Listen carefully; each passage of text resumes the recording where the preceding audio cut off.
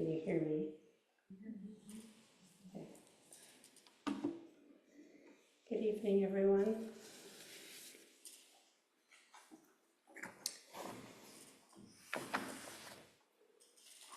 Even though I'm not going to delve into this, I feel like I can't just give a Dharma talk without having a moment of silence for the entry we have made into a very, very dangerous war in the Middle East. So if we can all just sit quietly and center in our heart, in our hara, in our vow to maintain a warm, open heart and a steady presence in a world kind of gone crazy.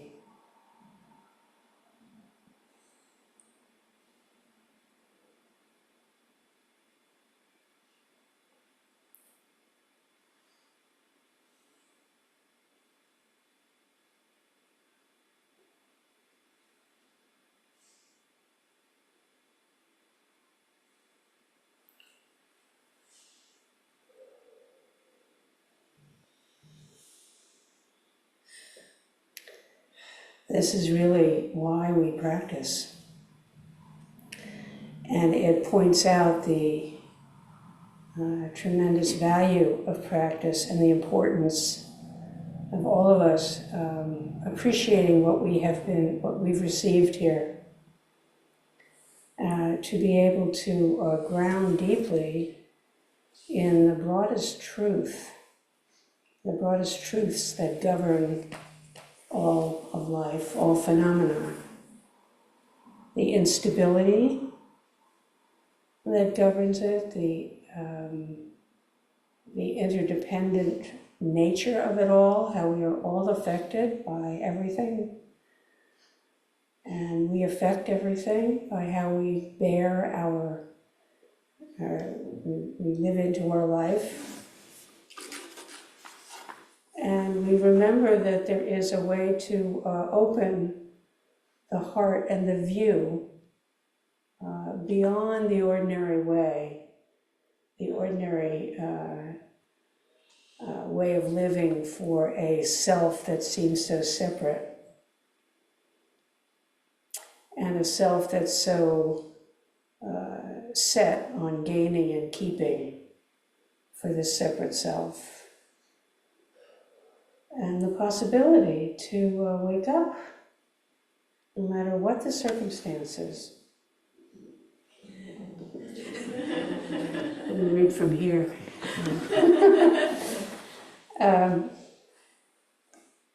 What I wanted to talk about tonight was this phrase that I came across in one of my readings recently, which is, what does it take for the truth to benefit our lives, to penetrate our lives? What does it take for the truth to penetrate our lives? And of course, the first thing that we have to look at is, what do we mean by truth? And that's not the truth that the media proclaims. It's not a truth that's based in ever-changing, in unstable conditions. So is there some truth that is even more all-encompassing, that's not affected by changing conditions? What do we mean? What is this? What is this that the Dharma teachings are all about? What characterizes this truth that penetrates our lives, that can penetrate our lives? We're all here to clarify that for ourselves.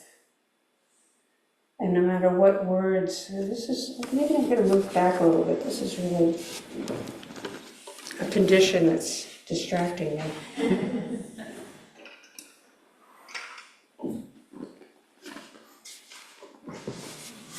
Oh, that didn't do much. Okay. So the Buddha laid out three qualities that mark all conditioned phenomena. And they are anicca, impermanence, instability, dukkha, which is dissatisfaction, and the various forms of suffering, and anatta, no separate permanent self. So impermanence, suffering, and no permanent separate self. Where's it coming from? It's coming right at the top. Top? Okay. All right, some Really? more. Hey, thanks. This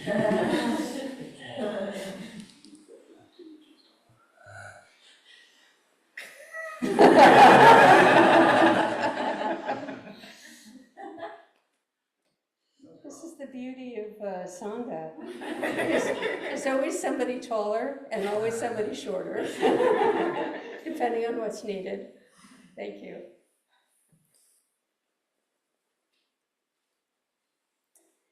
So we chant the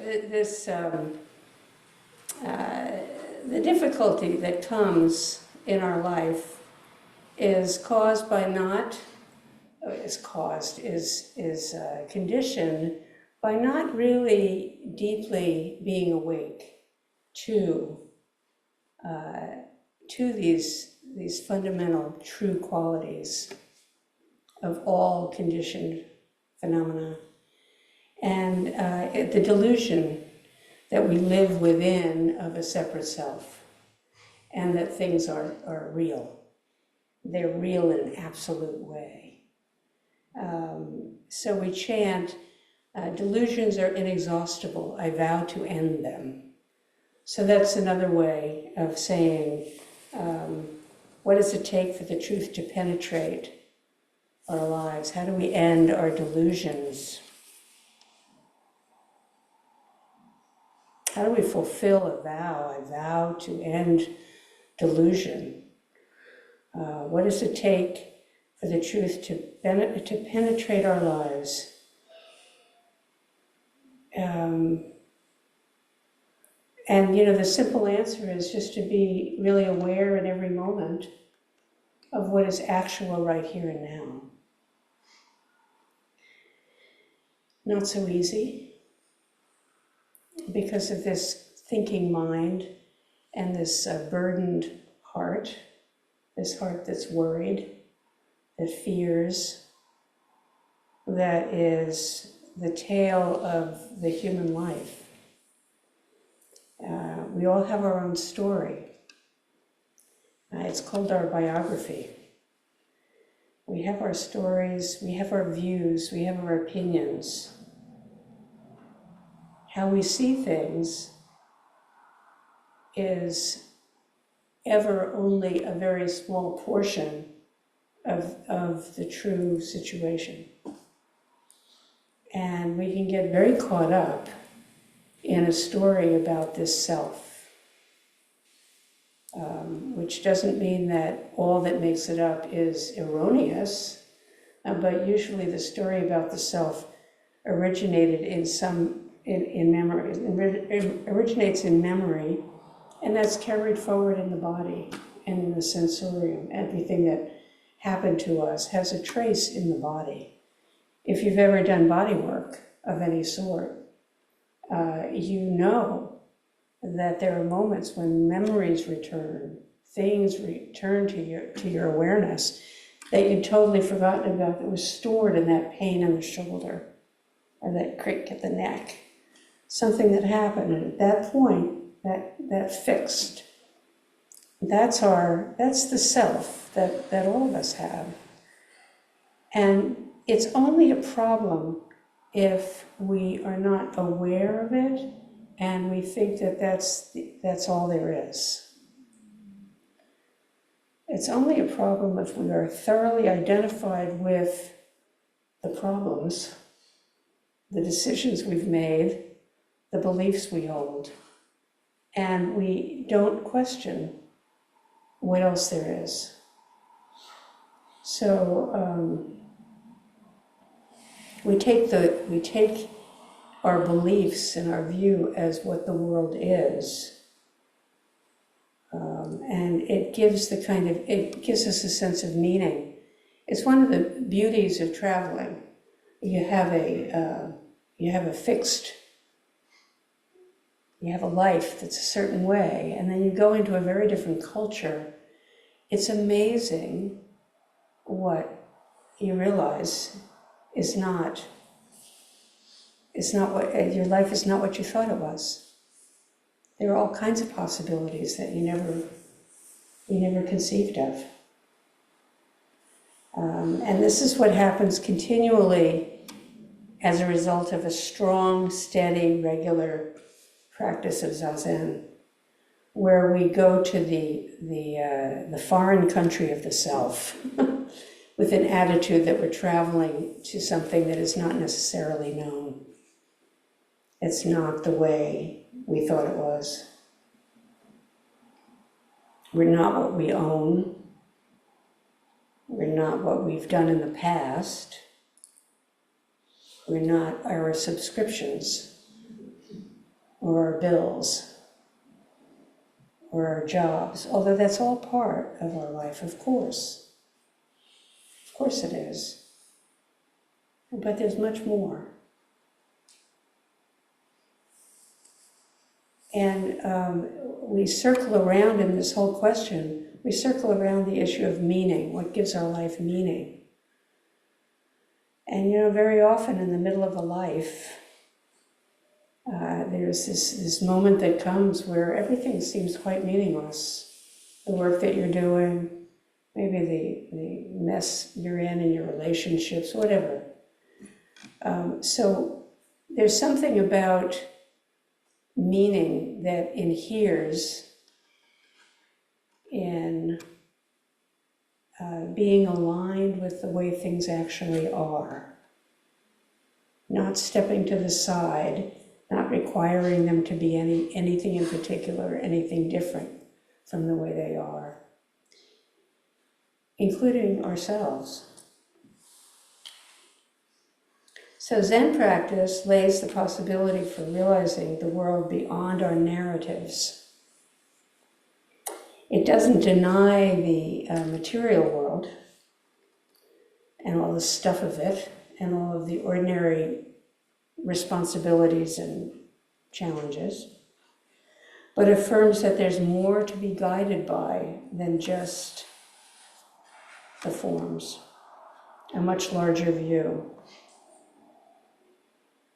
We're bound by the senses, but we don't necessarily have to be bound by sensual desire. There's nothing wrong with sensual desire. It's kind of lovely at times, and it's kind of a hell realm at other times.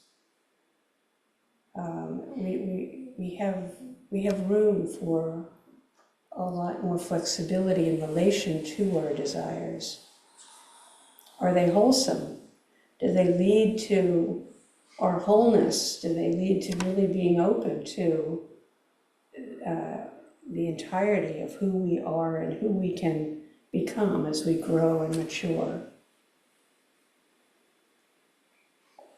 Or are our desires unwholesome, and do they lead to entrapment and an endless cycle of difficulties and alienation?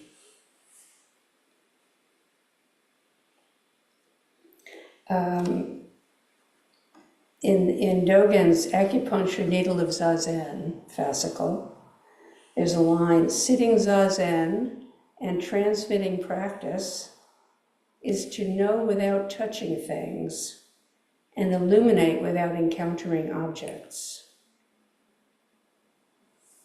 That's a really kind of mysterious statement. And yet it's very accurate when the mind is very still. The body is very still. And the breath has become so subtle that we're only We're almost like plants just transpiring.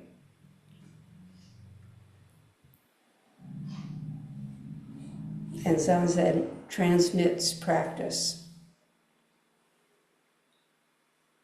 This describes a quality of experience that's really open and not dependent on objects. It's very direct and vast, sometimes called shunyata.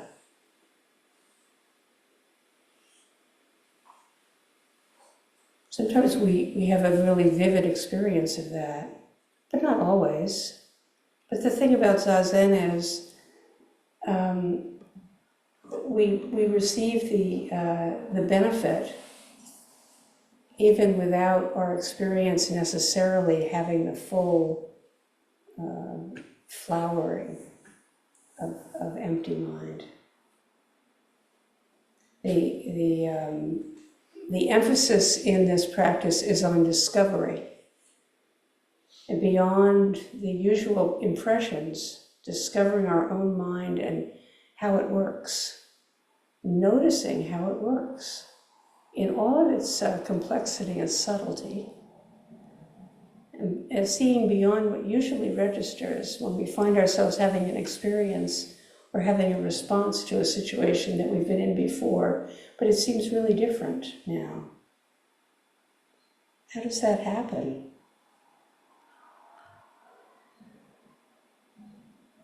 We're about to start a sesshin, a retreat. And during retreat, whether or not we find that we have the experience of wonderful sitting, usually that's not exactly what happens. Maybe for moments we have wonderful sitting, but it's a lot of work. It's challenging, a sesshin. It's very intense. But one thing that happens over the course of a week is that whether you think you've had a good sesshin or not, there's a feeling of timelessness that is characteristic of the mind that seeks the way, the mind that is aligned with the way. We're no longer stepping aside, we are fully present. And in that full presence is a deep sense of meaning. Something very meaningful, very fulfilling, very full, very complete. We are in the body, but we are beyond the ordinary sense of always keeping score. Usually in our everyday life, we're keeping score one way or another. Keeping track of the time, we're keeping track of what we accomplished or what we didn't accomplish, or how we're appearing to others, or there's always some kind of evaluation going on, subtly or grossly, right? But when we really have had a chance to put aside all of the usual, as we do in sesshin, and just be here, we can really appreciate the enormity and the completeness of every moment. Nothing is distracting us any longer. And then, of course, we leave and it all comes rushing back.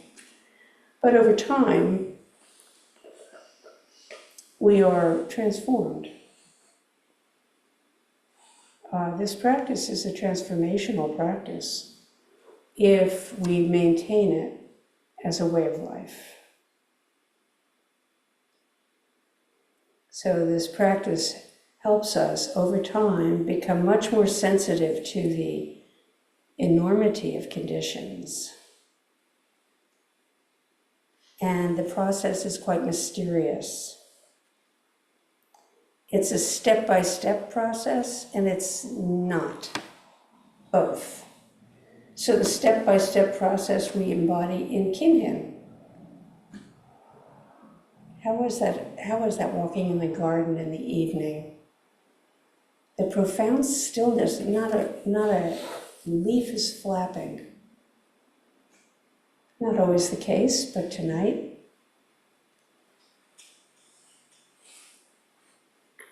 step by step. That's the part of life that we track. But then there's transformation, which happens subtly over time. And only certain situations come up where we realize, whoa, I have a very different response to how I used to respond. This universal mind is always present. Always present. There's a koan, most of you probably have heard of it. It involves Master Nangaku, and he sees his disciple Baso practicing Zazen very earnestly. He always talking about earnest practice, which is important. Determined, committed practice. So he says to him, what are you actually trying to do? He sees him there on his cushion. What are you trying to do? And, I can picture when I read this, I think, yeah, there's that look. Sometimes somebody's in Zazen and they're like, there's a lot of trying going on. Yeah, we have to try, especially in the early stages where we don't know how to approximate the relaxation and the presence. So we think we have to try, and so we try until trying doesn't get us anywhere. And we have a choice. We can give it up and say, Zen's not for me. Or we can start to wonder, well, what else could this be? Sitting here, very still, following my breath. And that's a genuine question. So there's something about this practice that's incredibly genuine. And so we've discovered in our first pondering a genuine question. And that's kind of the quality of inquiry that we perceive. It's not always a question. It doesn't have to, it's not put into words, but it's a true, authentic interest in what am I experiencing here? What is this? And then, there's chatter in the brain, and then you say, oh, look at that. Well, that's a thought. That's a thought. You may never have known that what's giving you so much trouble is thoughts in that way, because you've really had an intimate experience of the mind thinking. And we don't always, and often we don't generate thoughts. It's like a random generator. The cognitive machine is a random generator, and all kinds of thoughts are coming up. And it's so helpful when we recognize, oh, there, that thought. Well, where is it in the body? And then we can begin to investigate. What happens to my breath when I have this thought? That's a familiar thought. What happens to me when I do that? I hate that thought, or I hate the object of that thought, or I love that thought. So we really begin to get in touch with all of these little characteristics, all the subtleties of experience that come along with what we notice going on as we're sitting and absolutely nothing is going on.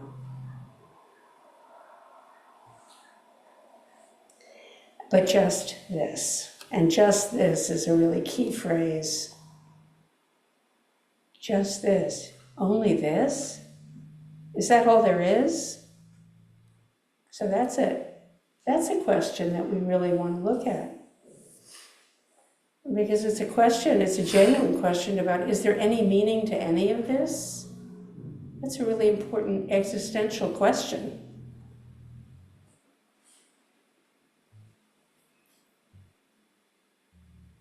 So this process unfolds just so mysteriously perfectly, actually.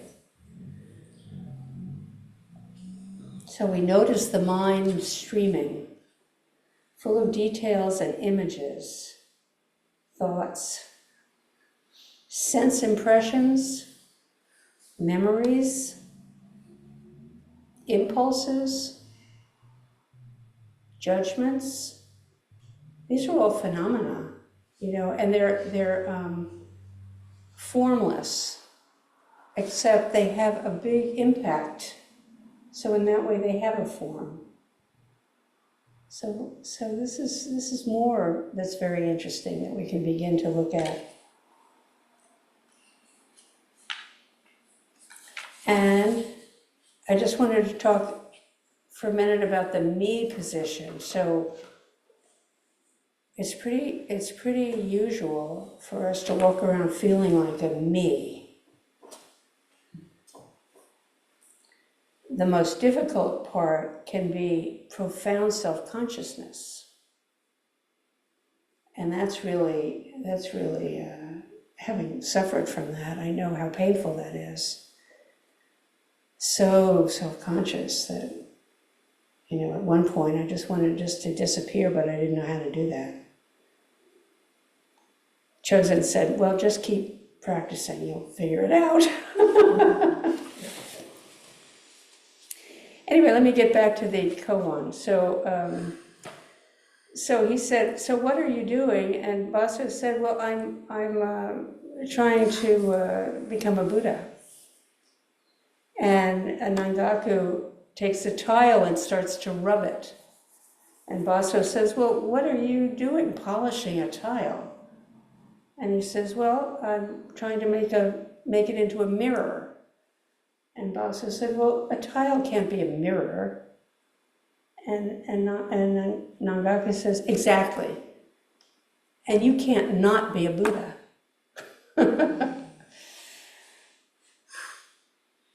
So, back to square one. So what are we talking about? And the thing that's so true is that nobody can tell you. You have to be willing to withdraw from the attachment to sense phenomena. That reminds me, so Dan Layton at one point says, in the introspective withdrawal of attachment to sense phenomena, so that's really what Zazen is, an introspective withdrawal from sense phenomena. One's own inner illumination appears. Inner illumination, awareness. Awareness that has a quality to it that is very clear, simple, natural. I just think that's a great description, the introspective withdrawal of attachment to form.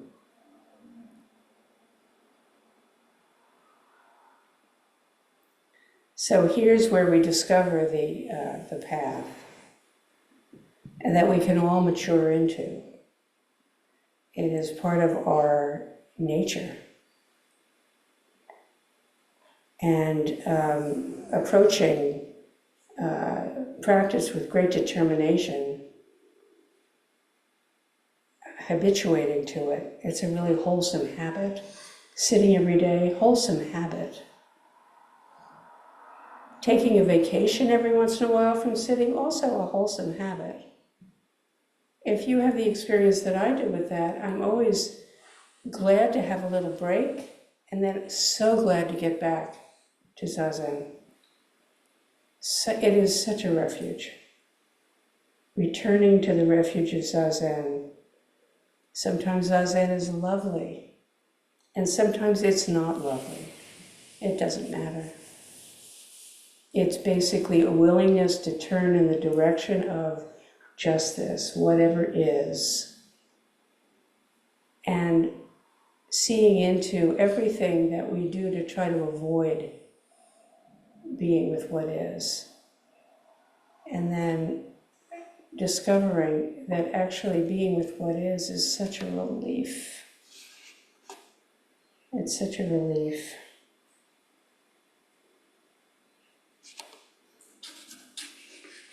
We sit down and turn towards awareness, and we spot the gate that opens.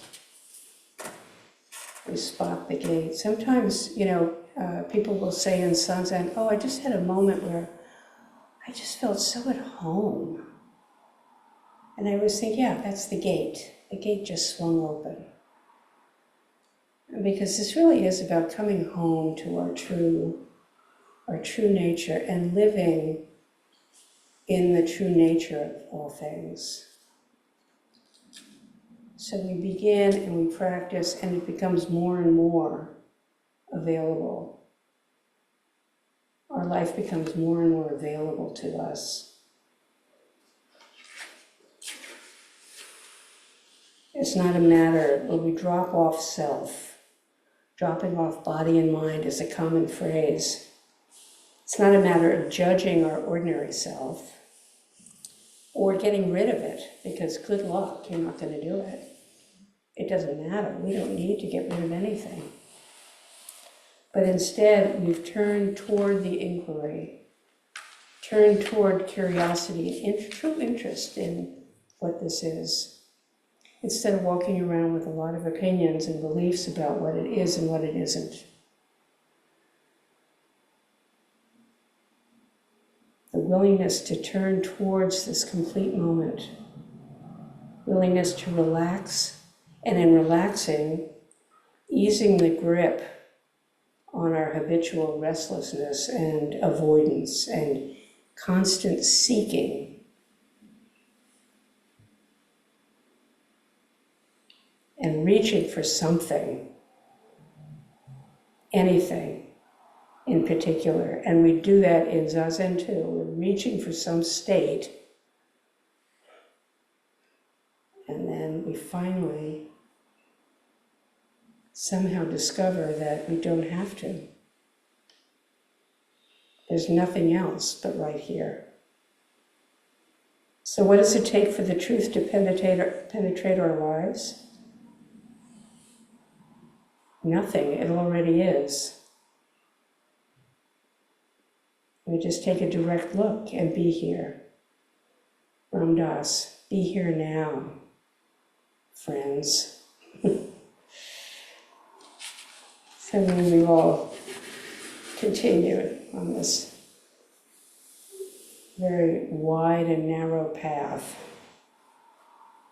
And they're always available to us. Even when we forget, all we have to do is remember and come back.